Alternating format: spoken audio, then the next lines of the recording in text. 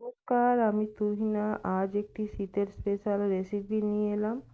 আজ আমি আপনাদের বানিয়ে দেখাবো নলেন গুড়ের সন্দেশ বা নলেন গুড়ের কালাকাঁদ। চলুন স্টার্ট করা যাক। আর এই কালাকাঁদটা কিন্তু খেতে অসাধারণ লাগে। নলেন গুড় দেওয়ার জন্য আপনারাও এবার বাড়িতে ট্রাই করে দেখতে পারেন। প্রথমে আমি এখানে গ্যাস জ্বেলে নিয়ে একটা বড় কড়াই বসিয়ে দিচ্ছি। সেখানে আমি 2 লিটার দুধকে বয়েল করতে দেবো।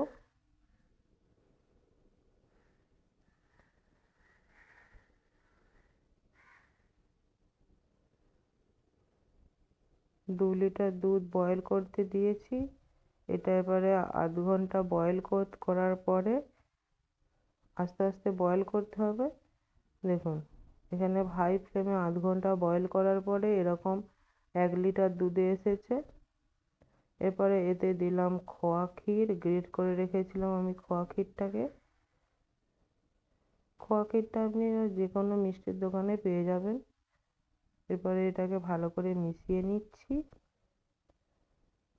কিছুক্ষণ ফোটানোর পরে আবারও এটাতে আমি দিলাম নলেন গুড়। হাফ বাটি এখানে নলেন গুড় আছে। এখানে 250 গ্রামের মতো নলেন গুড় আছে।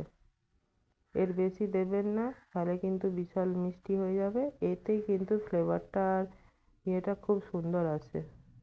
দেখুন, আরও এটাকে আমি বয়েল করতে হবে, আরও এটাকে ঘন করতে হবে আমাকে।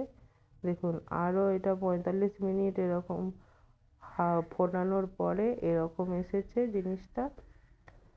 এতে এরপরে দেবো এলাচ গুঁড়ো। এখানে 1 চামচ আছে এলাচের গুঁড়ো, ছোটো এলাচের গুঁড়ো। এটা দিয়ে দিলাম, দিয়ে ভালো করে মিশিয়ে নিচ্ছি। এটা প্রায় হয়ে এসেছে। এই পর্যায়ে আমি 1 চামচ দিচ্ছি চালের গুঁড়ো, শুধু ওই থিকনেস আর একটু হালকা ফ্লেভারের জন্য। চালের গুঁড়োটার জন্য একটু এটা ঠিক হবে।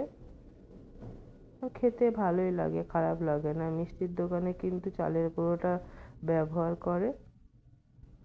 দেখুন, এটা হয়ে গেছে। এরপরে আমি গ্যাসের ফ্লেম বন্ধ করে দিলাম। এরপরে এটাকে সরিয়ে নিচ্ছি, একটু ঠান্ডা হোক এটা। এই পর্যায়ে এখানে আমি একটা থালা নিয়েছি। এখানে দিচ্ছি 1 চামচ দেশি ঘি। এটাকে ভালো করে গোটা থালায় স্প্রেড করে নিচ্ছি, মানে মাখিয়ে নিচ্ছি। দিয়ে তার উপরে এইটাকে দিয়ে দিচ্ছি। এইটাকে পুরো থালাতে ভালো করে চেপে চেপে চেপে চেপে এটাকে ভালো করে বসিয়ে দেবো। দেখুন, ভালো করে বসানো কমপ্লিট। এরপরে আরও এটা 10 মিনিট রেখে দিয়েছিলাম এমনি নর্মালি। তারপরে একটা ছুরির সাহায্যে এরকম কাট করে নিচ্ছি। আপনারা আপনাদের মতো কাট করতে পারেন, তবে এরকম চৌকো কাট করলে কিন্তু এটা দেখতে আর খেতে দুটোই ভালো লাগে।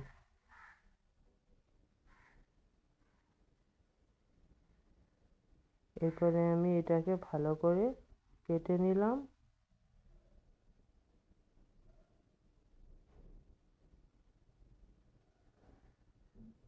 দিয়ে এটাকে আমি 1 ঘন্টার মতো এরকম রেস্টে রেখে দেবো।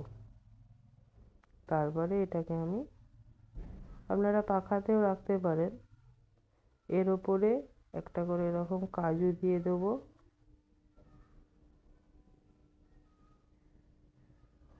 এরকম করে একটা কাজুর পিস বসিয়ে দিচ্ছি। দেখতে ভালো লাগে, খেতেও ভালো লাগে। সব বসানো কমপ্লিট হয়ে গেছে। 1 ঘন্টা পরে এটাকে প্লেটে আমি আপনাদেরকে সার্ভ করে দেখাচ্ছি। পুরোটাই ঠান্ডা হয়ে গেছে এটা। দেখুন কতটা সুন্দর হয়েছে জিনিসটা। কত কম সময়ে কত সুন্দর একটা মিষ্টি রেসিপি আপনাদেরকে বানিয়ে দেখালাম, আপনাদের সঙ্গে শেয়ার করলাম। আপনারাও বাড়িতে বানান, বাড়ির মানুষজনদের খাওয়ান। চলুন, রান্নাটা আজকে এখানেই শেষ করছি।